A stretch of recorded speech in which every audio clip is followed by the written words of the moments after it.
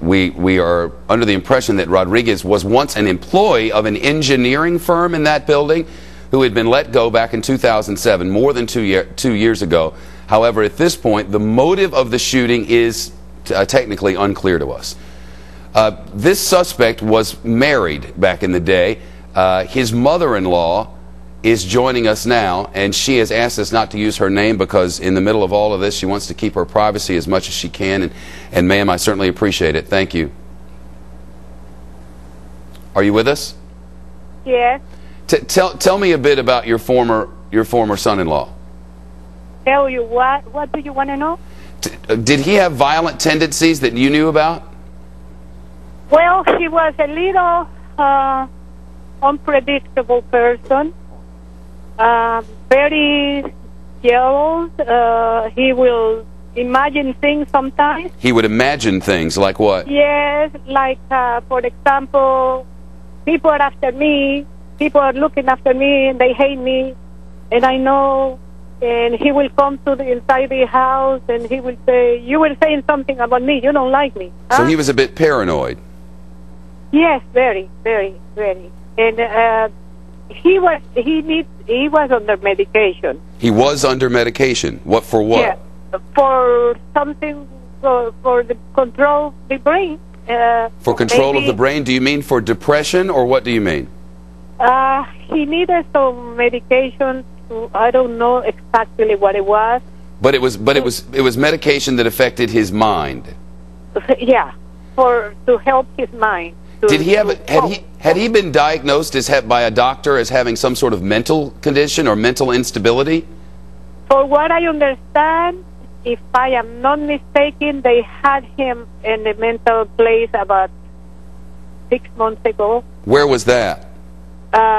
Somewhere in Orange. Somewhere in Orange County, which is the county in which Orlando sits? I believe. I don't know exactly, because since he divorced my daughter, I had no idea. But I know he had mental problems. Now, ma'am, he and your daughter, when they were married, had a child together, correct? Yes. His name is Jason Rodriguez, too. Did this suspect from today's shooting, did the father come visit the child? Did you have contact with him? No, he he tried to hide the place where he lived. We never knew where he lived until yesterday. I discovered because my grandson took me there, and because he wanted to see his grandmother. And I say, I don't know where she lives. He said, I take you. If I knew that he was like that, of course, I will never do something like that. I took him and I say, okay, you spend 2 hours over here because you want to see your grandmother. I never want to take that away from him. And then I asked her to come back and bring him to him because my daughter's husband now was going to pick him up to take him home. Now, you've told us, I'm sorry for interrupting, you've told us that that he had some sort of mental condition, that it's your belief that he was on medication to help his mind, and that he was in some sort of mental health facility sometime about 6 months ago there in Orange County, right? I don't want to say, but I understood that he walked away from his house and he ended up in one of these places. All right. Now, did you ever notice him interested in committing any violence? You said that he was very paranoid, that he thought people were out to get him. When you heard things like that, did he ever show a violent tendency?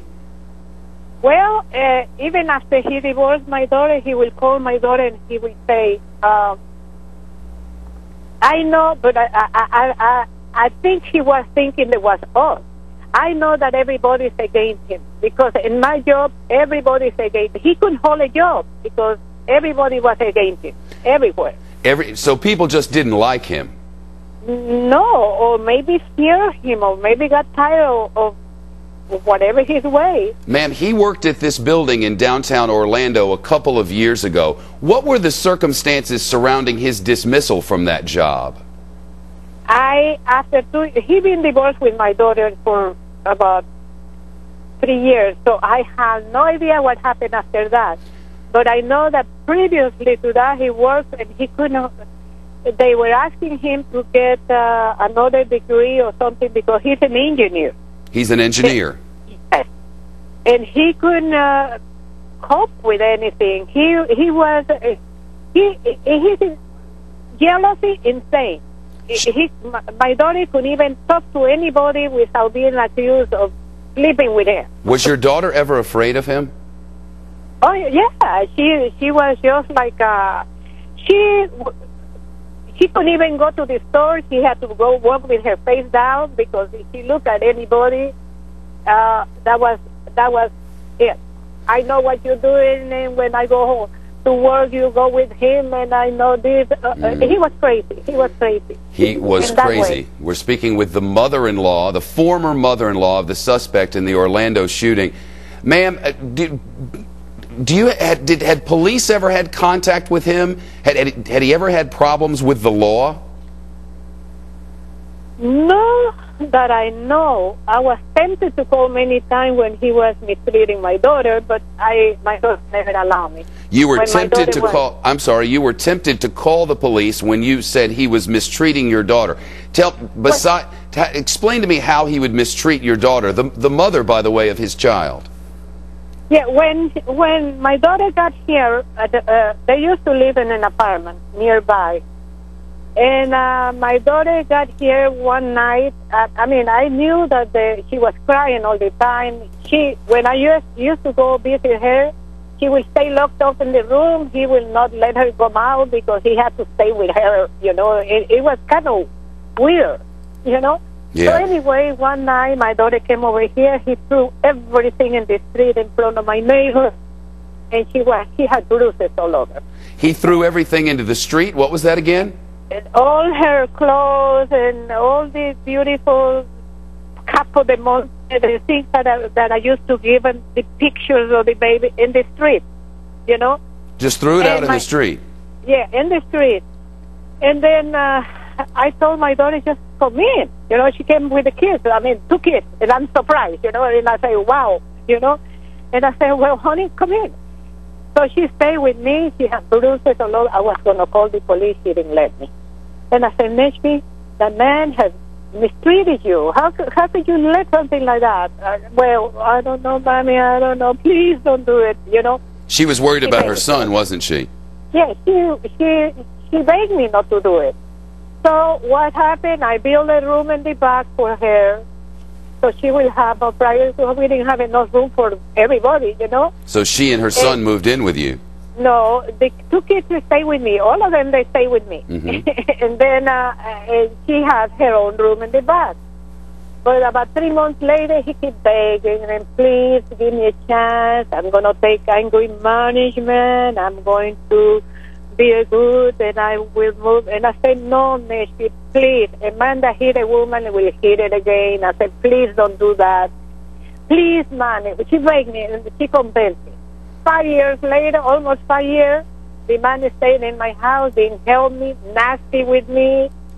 So finally, one day after Christmas, New Year, I told him, Jason, come here, out. I said, I don't want you in my house. You don't help me financially. You're nasty to my daughter. You're nasty to me. I can't take it anymore. Too much expensive. I said, let's. And so I told him to get out. When you heard that he is the suspect, that your former son-in-law was the suspect in this shooting which terrorized downtown Orlando today, what was your reaction? My reaction is coming for me. he hate me. So I took off. I heard somebody calling, you know, and I told them I got to get ready. And we were on the way to Kissimmee, and somebody called me and told me they caught him, you know. But I knew he would come after me. If he did that to somebody, he didn't like me because he say he divorced because of me. No. I didn't tell them to divorce. I told him to go. And when he was ready to take care of my daughter, and then do it on his own. But I couldn't take care of him and his family, his crazy ways anymore. The former mother-in-law and the former mother-in-law of the shooting suspect on the upper right-hand corner of your screen. Our guest's daughter and he have a child together. The daughter and the child are live with largely, the mother-in-law who's on the phone with us now. Ma'am, thanks very much for being with us. So what we've learned today is his former mother-in-law says, as she put it, he was crazy.